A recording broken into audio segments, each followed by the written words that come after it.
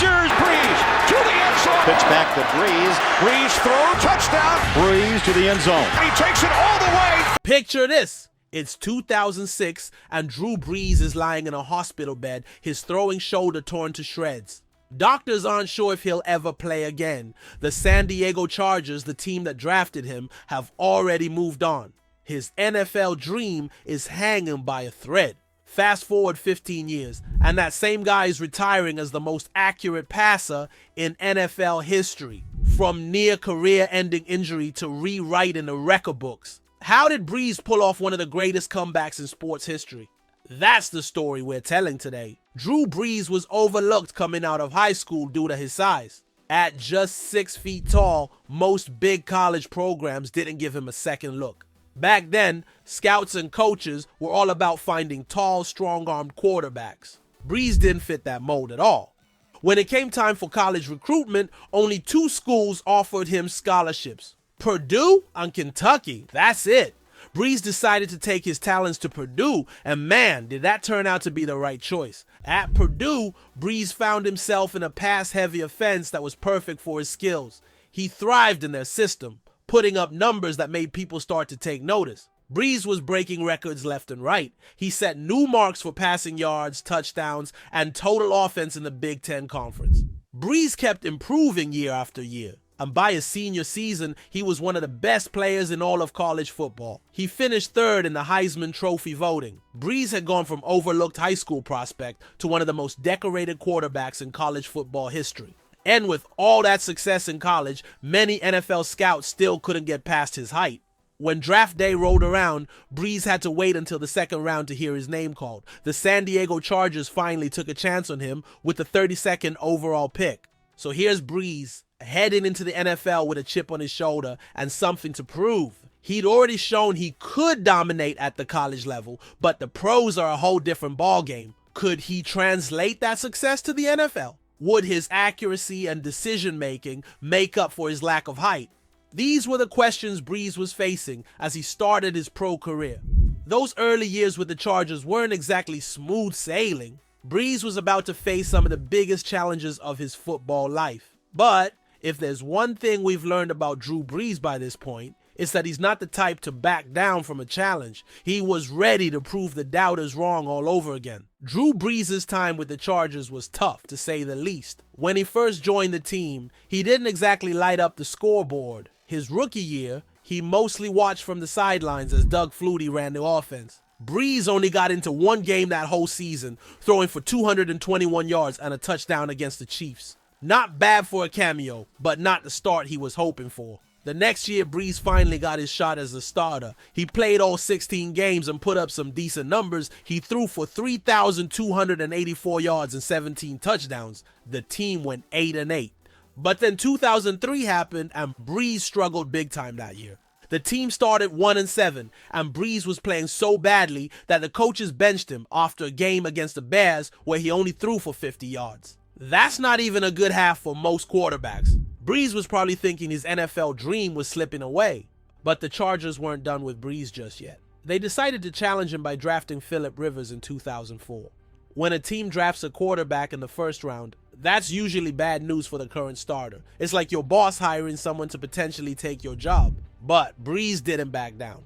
Instead, Brees had the best season of his career in 2004. He threw for over 3,000 yards, 27 touchdowns, and only 7 interceptions. That's the kind of season that makes people sit up and take notice. The NFL named him Comeback Player of the Year, and he made the Pro Bowl for the first time. Brees had gone from nearly losing his job to being one of the best quarterbacks in the league. Things were looking up for Brees. He'd proven he could play at an elite level, and it seemed like he was finally going to be the franchise quarterback the Chargers had been looking for. But then, in the last game of the 2005 season, disaster struck. Brees was trying to recover a fumble when he suffered a terrible shoulder injury. He tore his labrum, which is about as bad as it gets for a quarterback. The injury was so bad that some doctors told Brees he might never throw a football again. Just like that, his future in the NFL was in doubt.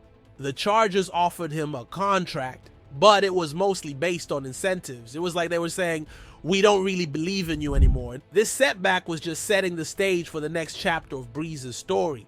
What happened next in New Orleans would shock the football world and cement Brees' place in NFL history. In 2006, Drew Brees signed with the New Orleans Saints. The Saints weren't exactly a top team before Brees showed up. They'd only won one playoff game in nearly 40 years. That's pretty rough. Brees was coming to a city still reeling from Hurricane Katrina. The whole situation seemed like a long shot. But Brees didn't care about long odds. He'd been beating them his whole career. In his very first season with the Saints, Brees lit it up. He threw for 4,418 yards and led the NFL in passing. That was a franchise record for the Saints. Brees took an offense that had been mediocre at best and turned it into one of the most dangerous in the league. In 2008, Brees threw for 5,069 yards. That was only the second 5,000-yard passing season in NFL history at the time. He completed over 65% of his passes that year. That's the kind of precision that makes defensive coordinators lose sleep. But individual stats are one thing. Brees wanted to win, and he wanted to bring a championship to New Orleans. In 2009, everything came together. The Saints started the season 13-0. That's the kind of run that makes people sit up and take notice. Brees was playing out of his mind, throwing for 4,388 yards and 34 touchdowns. But more importantly, the Saints were winning. They marched through the playoffs and made it to Super Bowl 44. This was it, the biggest stage in football, and Brees was ready. He went up against Peyton Manning and the Colts, and man, did he deliver. Brees completed 32 of 39 passes for 288 yards and 2 touchdowns. That's a completion percentage of 82.1%, which was a Super Bowl record at the time. The Saints won 31-17, and Brees was named Super Bowl MVP. After the game, Brees was holding the Lombardi Trophy, and he called it destiny. It's hard to argue with that. This guy who was supposedly too short to play quarterback had just led his team to the promised land. He'd taken a franchise known for losing and turned them into champions. That Super Bowl victory was just the beginning for Brees in New Orleans. He'd go on to break records, pile up Pro Bowl appearances, and cement his status as one of the greatest quarterbacks to ever play the game. Brees had found his home, and he was just getting started on his journey to becoming a legend. Drew Brees got better with age. Unlike a lot of players who peak early, he had a simple but effective method for improving year after year. Brees was obsessed with getting better. Every day he'd be the first one at practice and the last one to leave. He knew that to stay on top, he had to outwork everyone else. As Brees got older in the NFL, his body didn't always cooperate like it used to. He couldn't rely on his arm strength like when he was younger, so he adapted. He focused even more on his decision-making and reading defenses. Brees was always big on mechanics, but he took it to another level as he got older. He even brought in Tom House, a former Major League Baseball player and coach, to help him. House worked on Brees' throwing motion, making sure every little movement was perfect. That's why Brees could still throw accurately even in his 40s. All that hard work and attention to detail paid off. In 2011, Brees did something only a handful of quarterbacks have ever done. He won the Triple Crown of passing, leading the league in completion percentage, passing yards, and touchdowns all in the same season. By the time he retired, Brees had set several NFL records. He finished his career with the highest completion percentage in NFL history at 67.7%. He also threw for 80,358 passing yards over his career. That's over 45 miles of passing yards. Brees' consistency was remarkable. He had 12 4,000-yard passing seasons and 5 5,000-yard seasons. No other quarterback has more than one 5,000-yard season. Brees' career isn't just about the numbers. He showed that you don't need to be 6'5" with a cannon arm to be a great quarterback. You need accuracy, smarts, and a lot of hard work. Brees set the standard for what it means to be a precision passer in the NFL, and future quarterbacks will be studying his game for years to come. Drew Brees was insanely accurate as a quarterback. The guy worked harder than anyone else in the league, and that's why he became one of the best ever. His story's pretty cool when you think about it. Everyone said he was too short, but he went and broke all these records anyway. Brees changed the game of football. Now you got young quarterbacks focusing on accuracy and preparation, just like he did. When you look at his career, it's about more than just the stats. It's about how he proved everyone wrong and became a legend. That's the kind of story that sticks with you, you know?